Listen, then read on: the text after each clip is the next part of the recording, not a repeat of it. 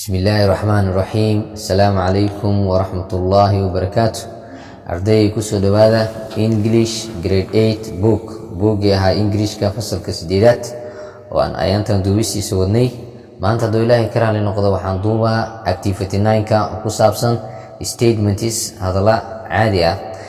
change بدل the following question سؤالها سو صعدة into statements هذا عادية وبدل هذا الstatement يا وبدل. Example tusaale number 1 question analysis hada loo question waxaana laga rabaa inaan u bedelno statementiga marka u bedeleyno jooska anaga iska leh hadii aan rabno negative aan ka dhigi karnaa statementiga oo hadii uu nolo ekaado negative mid ah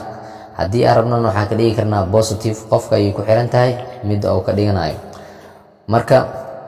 number 1 waana la siiyay does he return my bookgayga ma celiyaa su'aashaasana la weydiiyey jawaabtu waxay noqon kartaa he asaga doesn't return ma celiyo my bookgayga ama waxaad dhihi kartaa he does return my bookgayga wuu celiyaa laakiin hadda sida buugga anagoo raacayno buugga ka shaqeeyey buugga waxaa maray negative-ka marka he asaga doesn't return ma celiyo my bookgayga. Number 2 are there ripe mangoes ma jiraan cambeyaal bisil in these boxes oo ku jiraan boxyadan jawaabtu waxay noqonaysaa there are waxaa jiro ripe mangoes cambeyaal bisil in these boxyadan waa haddii ay ku jiraan haddii aysan ku jirin waxaa dhihi kartaa haddii aysan ku jirin there are not ripe mangoes in these boxes laakiin haddeertaan waxaan maraynaa qaabka positive-ka ah there waxaa jiro ripe mangoes cambeyaal bisil in these boxyadan. Number 3 do they go with their brothers miyay raacaan walaalahooda jawaabtu waxay noqonaysaa they iyaga do not go with ma raacaan their brothers walaalahooda ma raacaan. Number 4 haven't we paid them maka bixin miya ayaga for the tickets-yada maka bixin miya jawaabtu waxay noqonaysaa we anaga have paid them waan ka bixinay iyaga for the tickets-yada waan ka bixinay.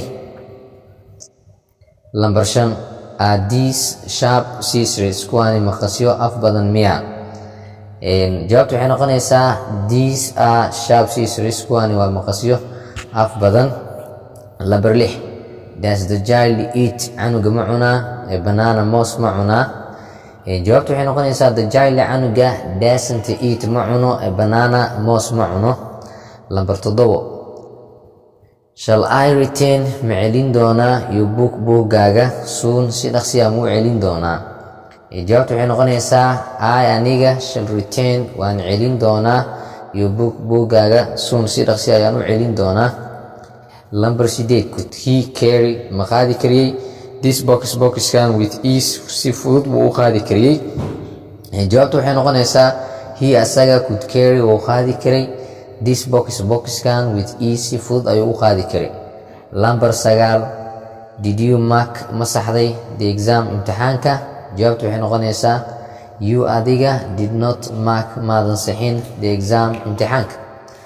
Number 10 can you bring ma keeni kartaa a basket dambiil from that place meeshaas ma ka keeni kartaa